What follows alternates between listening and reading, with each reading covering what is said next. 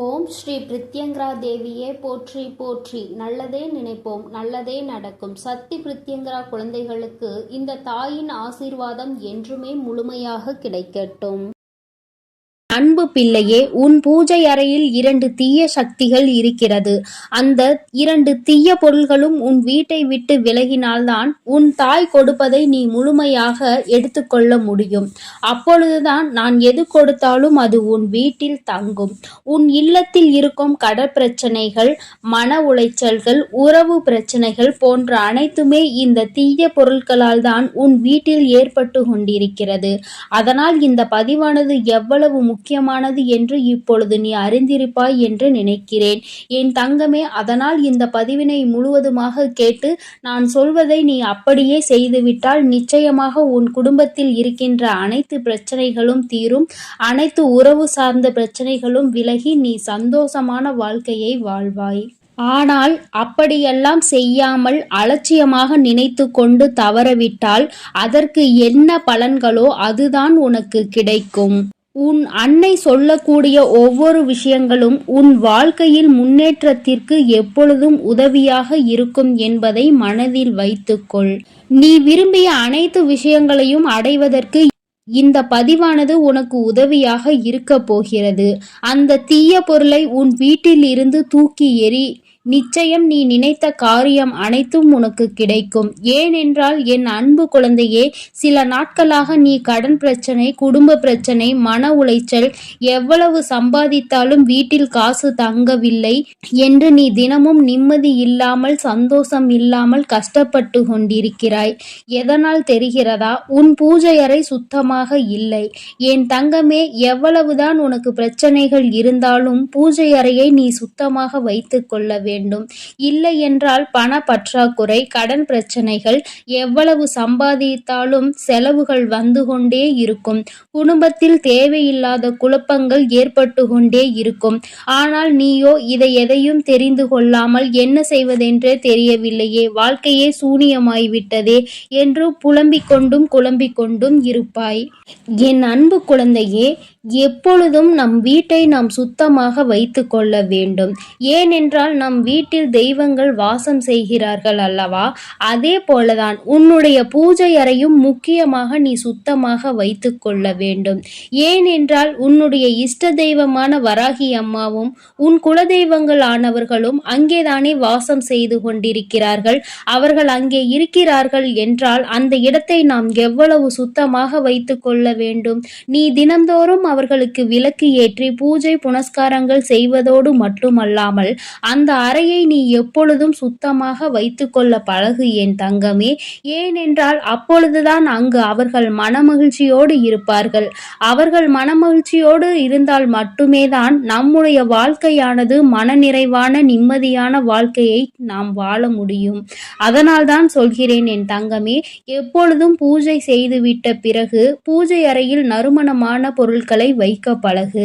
ஜவ்வாது மற்றும் சாம்பிராணி, சூடம், இது போன்ற நல்ல விஷயங்களை நீ எப்பொழுதும் உன் பூஜை அறையில் வைத்து கொண்டே இருக்க வேண்டும். அது மட்டுமல்லாமல் பூஜை அறையில் காய்ந்த மலர்கள் மற்றும் உடைந்த சுவாமி புகைப்படங்கள், அதோடு மட்டுமல்லாமல் அழுகிய தேங்காய் மற்றும் தீப ஆராதனை தட்டு, அவை அனைத்தும் சுத்தமாக இருக்க வேண்டும். அதே போல ஒரே திரியில் தொடர்ந்து விளக்கினை ஏற்றிக்கொண்டே இருக்கக்கூடாது என் தங்கமே. மாலை ஒரு விளக்கு, காலை ஒரு விளக்கு நீ ஏற்றுகிறாய் என்றால் 2ம் புதிய திரி போட்டு எண்ணெயூற்றி அதில்தான் நீ தீபத்தை ஏற்ற வேண்டும். அப்பொழுதுதான் அதற்கான பலன்கள் உன்னை முழுமையாக வந்தடையும். அப்படி இல்லாமல் நீ தினந்தோறும் ஒரே திரியில் விளக்கு ஏற்றிக்கொண்டே இருந்தால் அந்த இடமானது அசுத்தமாகிவிடும் அல்லவா? பிறகு எப்படி உன் தெய்வங்கள் உனக்கு வரங்களை கொடுப்பார்கள், நல்லது செய்வார்கள்? சற்று சிந்தித்து பார் என் தங்கமே. என் அன்பு பிள்ளையே, நீ பயப்பட வேண்டாம், தைரியமாக இரு. நீ அழாமல் இரு. உன்னுடைய கடமைகளை நீ சரியாக செய்து கொண்டிருக்கிறாய். உன்னை முன்னேற்ற பாதையில் அழைத்து செல்வதற்காக தடையாக இருப்பவைகளை தான் உன்னிடம் சொல்ல வந்திருக்கிறேன். இதை நீ சரி செய்து கொண்டாலே உன்னுடைய வாழ்க்கையில் இருக்கின்ற பல பிரச்சனைகள் தீரும் என்பதை உணர்ந்து கொள். இவ்வளவு பிரச்சனைகள் பூஜை அறையில் இருந்தால் எப்படி தங்கமே உனக்கானது உன்னிடம் விரைவாக வந்து சேரும்? இப்பொழுது புரிகிறதா ஏன் உனக்கு அனைத்து விஷயங்களும் காலதாமதம் ஆகிறது என்று? என் அன்பு பிள்ளையே, அதனால் நான் சொல்வதை உடனே செய்துவிடு. முதலில் உன் பூஜை அறையில் இருக்கின்ற ஒட்டடைகளை அடித்து பூஜை அறை முழுவதும் சுத்தம் செய்து வீடு முழுவதும் மஞ்சள் நீரை தெளித்து நீ உடனே உன்னுடைய பூஜை அறையில் இருக்கும் தெய்வங்களுக்கு எல்லாம் புதிய மலர்களை போட்டு அதில் அவர்களுக்கு விளக்கு ஏற்றி நீ அவர்களை வழிபட வேண்டும் என் தங்கமே. அப்பொழுதுதான் உன்னுடைய பூஜை அறையானது சுத்தமாக இருக்கும். அங்கிருக்கும் தெய்வங்களானவர்கள் மனமகிழ்ச்சியோடு உனக்கான அருளை வழங்கி கொண்டே இருப்பார்கள் என் அன்பு பிள்ளையே. அதே போல வீட்டை சுத்தம் செய்யும் பொழுது சாம்பிராணி புகை போடும் பொழுதும் வெண்கடுகு என்பதை நீ மறந்து விடாதே. வெண்கடுகானது எதற்காக என்றால் வீட்டில் இருக்கும் எதிர்மறை எண்ணங்களையும் தீய சக்திகளையும் பில்லி சூனியம் மற்றும் செய்வினை இது போன்ற அனைத்து தீய சக்திகளையும் அது அடித்து துரத்திவிடும்.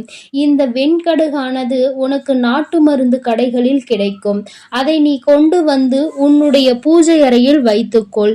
எப்பொழுது சாம்பிராணி தெய்வங்களுக்கு காட்டினாலும் அதில் கொஞ்சம் இதையும் சேர்த்து போடு என் தங்கமே. அப்பொழுது உன் பூஜை அறையும் நறுமணமாக இருக்கும். அது மட்டுமல்லாமல் வீட்டில் இருக்கும் தீய சக்திகள் அனைத்தும் உன்னை விட்டு விலகும். அப்படி விலகினால் நிச்சயமாக உனக்கான அனைத்து கட்டாயமாக உன்னை தேடி வரும். என் அன்பு பிள்ளையே, இவை அனைத்தையும் செய்யும் பொழுது நீ தெளிவான மனப்பக்குவத்தோடு இருக்க வேண்டும். ஏனென்றால் நீ என்ன செய்கிறாய் என்பதை முதலில் நீ அறிந்து கொள்ள வேண்டும் அல்லவா? அதற்காக தான் சொல்கிறேன் என் அன்பு பிள்ளையே. சில நேரங்களில் நீ என்ன செய்கிறாய் என்பதை அறியாமலே பல வேலைகளை நீ செய்து கொண்டுதான் இருக்கிறாய். அதனால் தான் சொல்கிறேன், நீ என்ன வேலை செய்கிறாயோ அதில் உன்னுடைய முழு ஈடுபாடும் இருக்க வேண்டும். அப்பொழுதுதான் உன்னால் அந்த வேலையை முழுமையாக செய்ய முடியும். செய்த பிறகு இது நன்றாக இருக்கிறது என்ற மனநிறைவும் உனக்கு கிடைக்கும் என் தங்கமே. அதற்காக தான் சொல்கிறேன் என் தங்க பிள்ளையே, நீ இப்பொழுது உன்னுடைய பாதையில் சரியாக தான் சென்று கொண்டிருக்கிறாய். சிறு சிறு தடைகள் வருவதால் நீ கலங்கி நிற்க வேண்டாம் என் தங்கமே. உன்னை அழைத்து செல்லவே உன் தாயான நான் வந்திருக்கிறேன். உன்னுடைய பூஜை அறையையும் உன்னுடைய வீட்டையும் நீ எப்பொழுதும் சுத்தமாக வைத்துக்கொள் என் தங்கமே. ஏனென்றால் அங்குதான் உன் வராகி அம்மா நான் வசித்துக் கொண்டிருக்கிறேன். உன் இல்லத்திலும் உன் உள்ளத்திலும் நான் எப்பொழுதும் இருக்க ஆசைப்படுகிறேன் என் தங்கமே.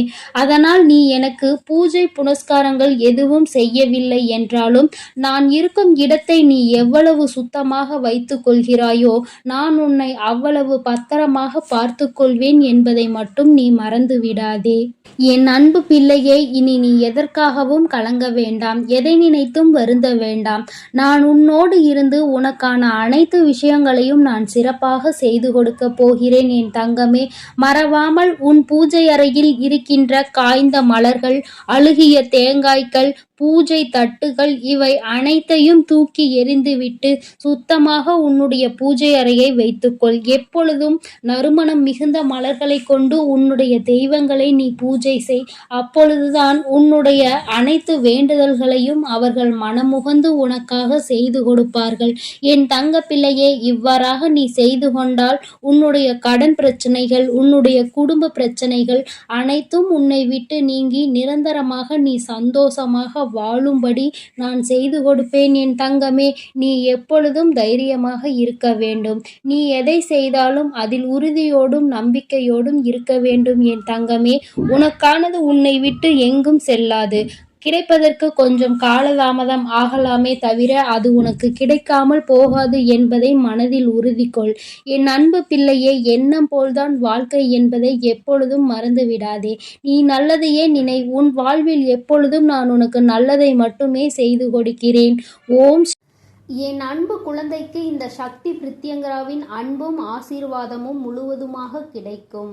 ஓம் ஸ்ரீ பிரித்யங்கரா தேவியே போற்றி போற்றி. ஓம் ஸ்ரீ பிரித்யங்கரா தேவியே போற்றி போற்றி.